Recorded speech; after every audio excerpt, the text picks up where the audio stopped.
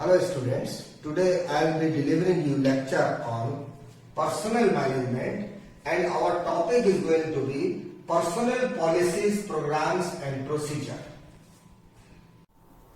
Before going to personal policies, the topic, we would like to have some briefing about what is management.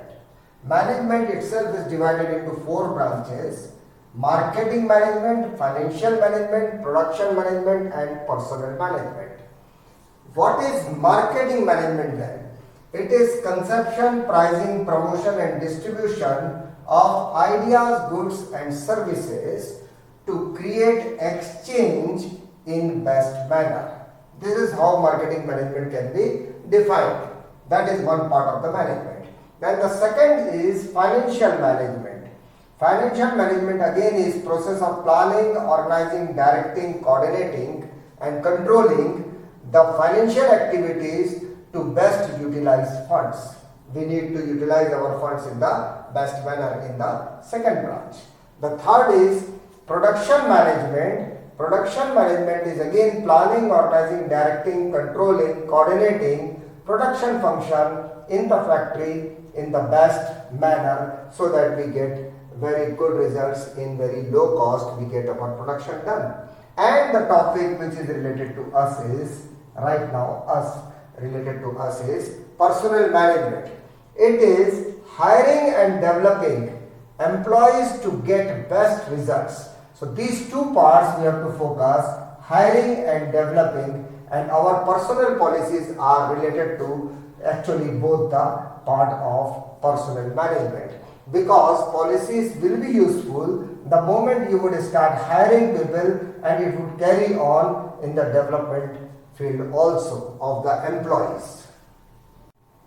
Now if you try to relate 4 M's of management, that is methodology, money, machine, man. We can say man, machine, money, methodology. Then we would see that somewhere financial management is related to money, marketing management is a process, is a methodology, is best way to find our needs, to cater our needs. Production management is quite related to machine, and personal management is related to men. And the interesting thing is, this is the most complex M of management, because it is nothing but it is you and me. It is living being, and to motivate living being to best utilize living being is most difficult. If machine is out of the order, we can really repair that. Money also we know how to float, and if we know best, then we get best results. And methodology also we can keep on improving. But men, to deal with the men will not be very easy. How he will be motivated, how he will not be motivated, all these things we need to understand. So in management, the branch personal management is very complex branch.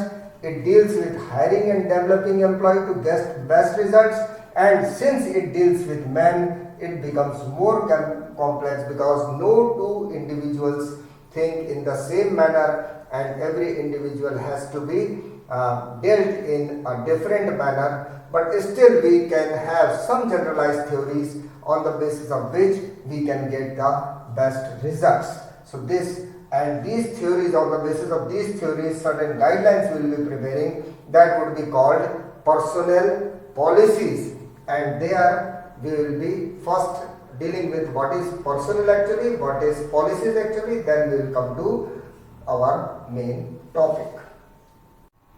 Now let us understand what is personnel, what is policies, what is personal policies. So personnel basically is the department of large company or organization that deals with hiring and training people. So these two things are the function of for personnels. So that is what is personnel. Policies, a plan of action agreed or chosen by a government, a company, an organization, etc., how it can be done, how it should be done. It should come within the legal framework also, but it basically depends upon the concept what a company has evolved in itself, an organization has evolved in itself. It depends upon that also. So they are policies. So personnel policies will be a guideline. Basically it is a guideline. It is not set of instructions, not rules. It is a guidelines drafted by an organization for its employees' action. It very much covers employees' action in such a way that it covers philosophies, concepts and principles of the organization. As every organization is having its own concept, its own philosophies. Government organization run in different concept with different concepts. The large private organization run with different concept. Small private organization run with very different concept. So the employees should be very much aware of these things, that what are the actual philosophies of the company where they are working, the concepts of the companies or organizations we are working, and principles of the organization also. So that will be personnel policies. Now we are coming to principles of personnel policies. Principles of personnel policies, if it is carefully defined, it actually serves as a stabilizing influence of external forces to prevent waste of energy, so that the employees' concentration may not be dissipated from doing the actual work, from thinking in the line where their organization wants them to think. To prevent waste of energy, and then what will be the benefit out of that? To achieve organizational objectives in the best manner. And therefore, the organizational objective should be achieved in the best manner. If we try to go by the policies, personnel policies the organization has made, and it has very much conveyed to us, and we are trying to implement in ourselves.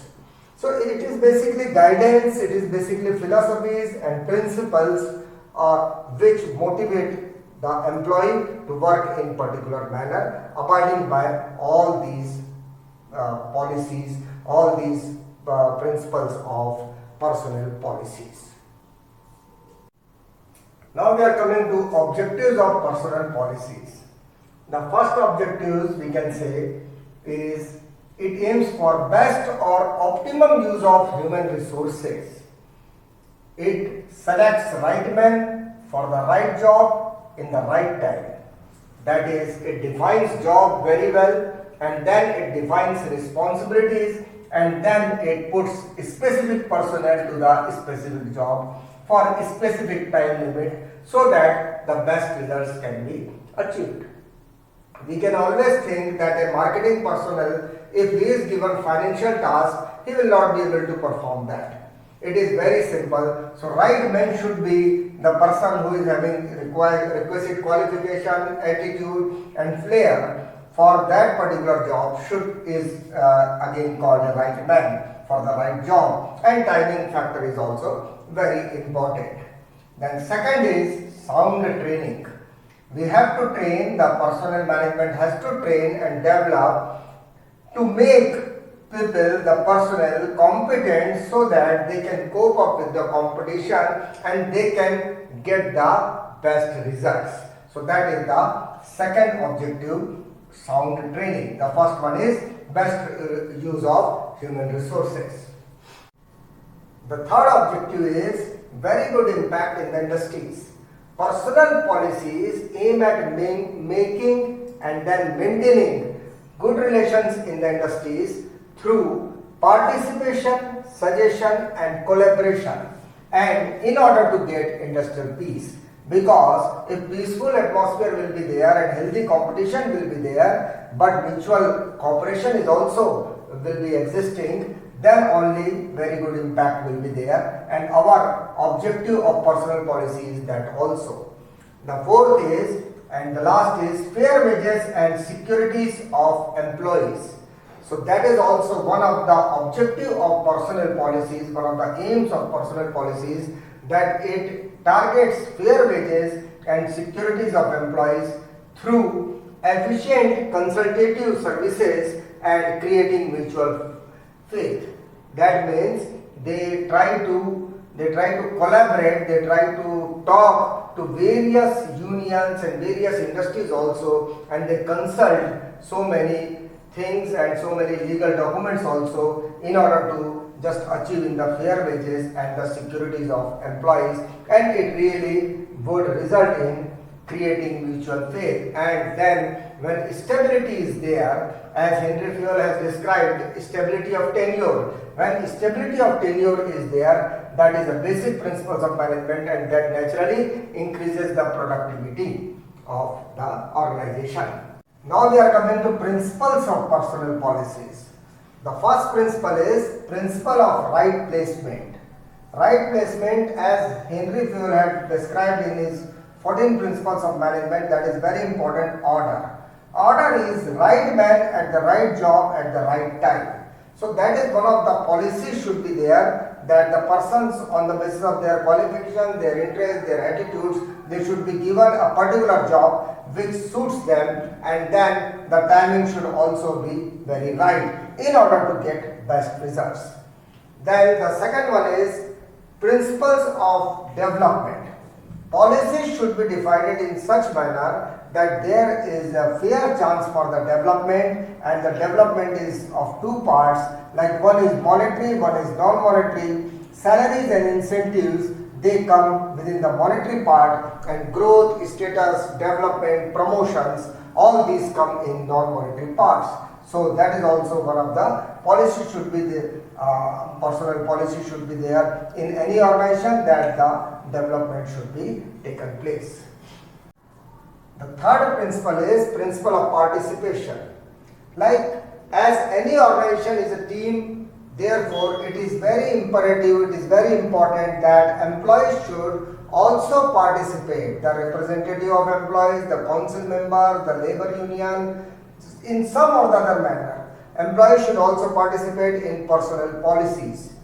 Why? Because it will enhance mutual trust. Employees will have a feeling of participation in the management activity. It would avoid misunderstanding, that the certain policies are framed not to exploit employee but in order to just have some development. And then the third is it enhances mutual trust, that is related one. If it avoids misunderstanding, then naturally mutual trust will be enhanced, and then it is a win-win situation. The employees will be more productive, they will be working more for the organization, and then what will happen? The organization get more productivity in terms of profits, in terms of growth, in terms of diversification, and then employees are also enriched in terms of salaries, in terms of non-monetary, monetary, incentives and salaries, growth, development, promotions.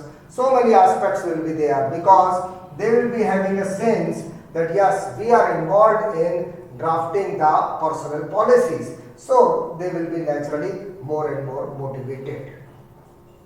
Now the fourth principle will be principle of good working condition. That will be carried points like this. Number one, appropriate working condition. It should be hygienic, it should be comfortable, it should be with at least minimum facilities or required facilities. And then the second is adequate wages. Third is impartial appraisal system should be there, so that the employees are confident that if they are working well, it will be rewarded well. Fourth is general rules like leave rules, provident fund, gratuity, EPF, etc. should be very transparent and should be abiding by the law. That is fourth principle. The fifth principle is principle of flexibility. It should follow principle of justice, so that the technological development, the policies will also come as per the, with the technological development, the policies of the organization will also change, and it will change accordingly, and it will change appropriately, so that the flexibility aspect will always be covered.